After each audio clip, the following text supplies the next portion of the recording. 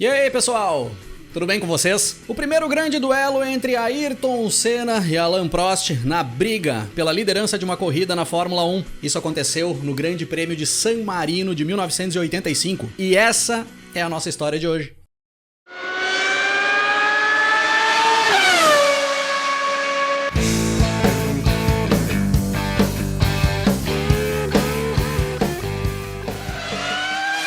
O Grande Prêmio de San Marino de 85 era a terceira etapa do Campeonato Mundial de Fórmula 1 daquele ano, com data marcada para o dia 5 de maio de 1985 no veloz circuito de Imola. Naquele momento do campeonato, nós tínhamos um italiano na liderança do Mundial, Michele Alboreto, correndo pela Ferrari, um piloto italiano da Ferrari. O Alboreto tinha 12 pontos conquistados até então. Na segunda posição vinha o francês Alain Prost, da McLaren, com 9 pontos. O Prost que tinha sido vice-campeão no ano anterior, em 84. Empatado com o Prost, ali na segunda posição, tínhamos o brasileiro Ayrton Senna da Lotus, que tinha dado aquele show em Portugal semanas antes, onde conquistou a sua primeira vitória embaixo de muita chuva. Logo atrás do Senna, na tabela do Mundial, vinha o seu companheiro de equipe, o italiano Hélio De Angelis, com 7 pontos. Como o campeonato mundial ali naquele momento era liderado por um italiano que corria pela Ferrari, a torcida ferrarista estaria insana naquele final de semana em Imola. Existia novamente uma possibilidade real da Ferrari voltar a conquistar títulos mundiais. E com o italiano ainda correndo pela equipe,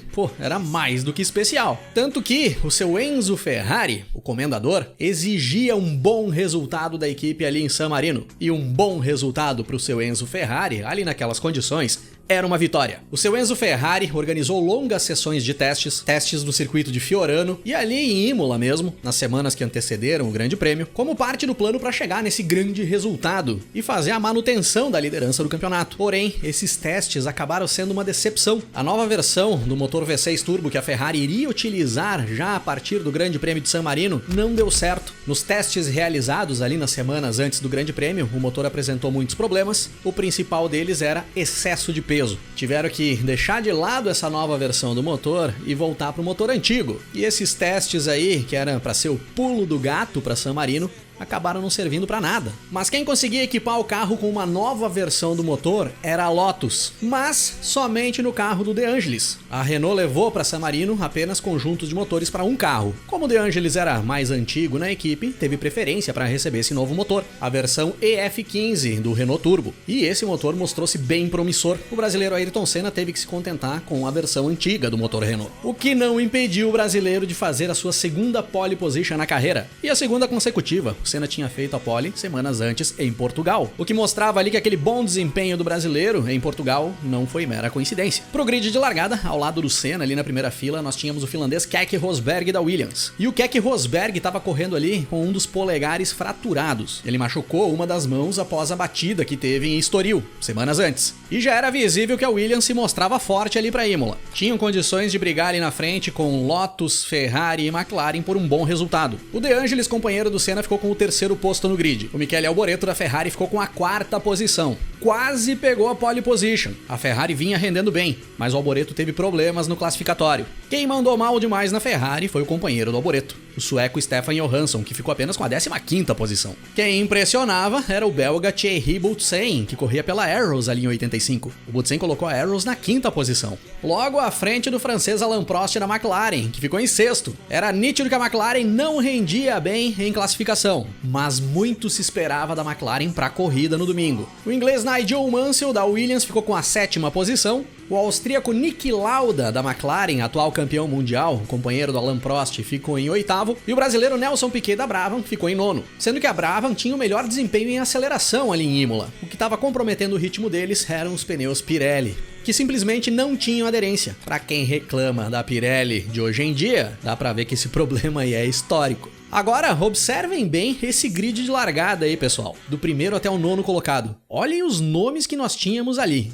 Olha que grid, galera. Senna, Rosberg, De Angelis, Piquet, Lauda, Prost, Mansell. Olha o nível desse grid. Já no domingo, antes da largada, cai uma bela chuva ali em Imola. E pra hora da largada, já tinha parado de chover e a pista tinha secado. Só que seguia nublado e tinha esfriado bastante. A temperatura caía. E isso complicava as previsões das equipes pro decorrer da prova, principalmente no quesito consumo de combustível. Todos ali viviam uma incógnita. Conseguiriam ter combustível para chegar até o final? E é dessa forma que nós temos a largada para 60 voltas do Grande Prêmio de San Marino de 1985. As Lotus largam bem, o Senna e o De Angelis pulam na frente e disparam. O Rosberg fica para trás e é ultrapassado pelo Alboreto e pelo Prost. Fechando a primeira volta, nós tínhamos o Senna, o De Angelis, o Alboreto, o Prost, o Rosberg e o Mansell nas 6 primeiras posições. As duas Lotus começam a abrir na frente ali no início da prova, demonstravam um ritmo muito forte. O Senna e o De Angelis começavam a abrir em relação aos demais e iam brigando entre si pela liderança da corrida. E uma briga muito boa também logo atrás, entre o Alboreto e o Prost pela terceira posição. Parte da frente do pelotão ali estava insana,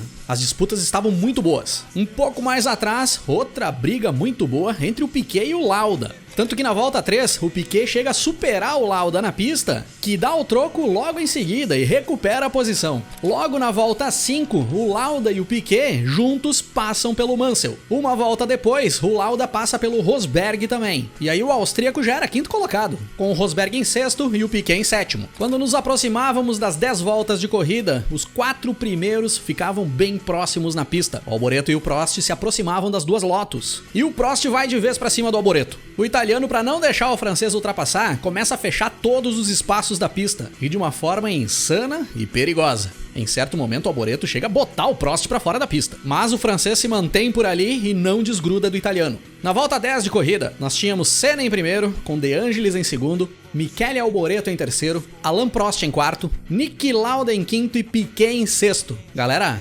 olhem esse top 6. Na volta 11 de corrida, o Piquet, fugindo da pressão do Prost, consegue dar o bote no De Angelis e assumir a segunda posição, no mesmo momento em que o Piquet para trocar pneus. O Piquet tinha largado com o composto mais macios que a Pirelli tinha disponibilizado para a corrida e já não tinha mais pneu em cima do carro. Era a única forma do Piquet conseguir impor um bom ritmo. Após o pit stop, o Piquet volta para a pista em 13º. Logo em seguida, o Prost passa pelo De Angelis na pista. O motor Renault novo da Lotus do De Angelis começava a dar problema, tanto que chegando ali pela volta 20 de corrida, o Lauda também passa pelo De Angelis. No mesmo momento em que o Alain Prost e o Michele Alboreto colam no Senna, sendo que o Niki Lauda também começava a se aproximar ali dos 3 primeiros. O bom desempenho da McLaren previsto para a corrida começava a se concretizar, e eles já passavam a seus favoritos a chegar ali nas primeiras posições. Na volta 23 de corrida, o Alain Prost enfim passa pelo Michele Alboreto, em uma bela manobra do francês, depois de uma briga muito boa entre os dois, uma das melhores brigas da temporada na pista. Logo em seguida, ali na volta 24, o Alboreto perde a posição para o Lauda também, e começava a ter problemas no carro italiano. O Alboreto leva a Ferrari até os boxes, o pessoal tira a tampa do motor e tenta ver o que dava para fazer para manter o Alboreto no páreo, mas a possibilidade de vitória já ia ficando para trás. Na volta 28 de corrida, o Lauda para de se aproximar dos líderes, pois passava a ter problemas no câmbio da sua McLaren. Mas quem não tinha problemas era Alain Prost, que já estava embutido na traseira do Ayrton Senna. Na volta 30 de corrida, nós tínhamos o Senna como líder, o Prost colado na traseira da Lotus, o Niki Lauda 12 segundos atrás dos dois, depois vinha De Angelis e Piquet, e o Mansell em sexto, mas 1 minuto atrás dos líderes. E é a partir desse momento que nós presenciamos a primeira grande briga entre Ayrton Senna e Alain Prost, disputando a liderança de uma corrida na Fórmula 1. Em uma disputa ferrenha, o Prost investindo tudo que dava para tentar buscar a liderança, botando o carro do lado de tudo que era jeito, tentando induzir o Senna a algum erro, o que não acontecia. O brasileiro fechava os espaços de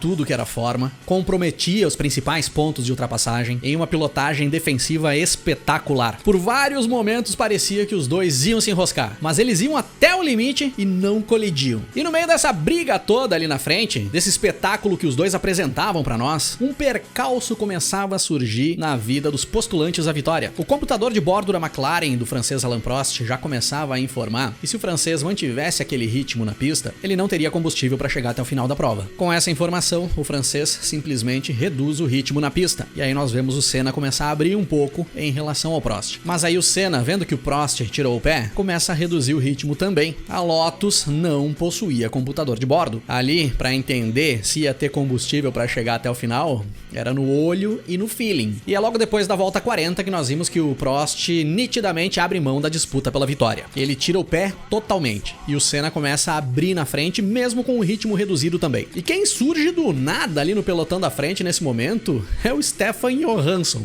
Sim, o sueco da Ferrari que tinha largado em 15º, pra alegria dos ferraristas, após os problemas que o Alboreto teve. Nesse momento aí, o De Angelis aparece na 3ª posição e se aproximando do Prost e do Senna. O carro do Johansson estava perfeito e aparentemente ele não vinha economizando combustível. Tanto que, na volta 54, o Johansson passa pelo Prost na pista e sobe para segundo. E aí, faltando 5 voltas para acabar, o Senna era o primeiro colocado, 9 segundos à frente do Johansson. Mas e o combustível, pessoal? Dava para ir até o fim?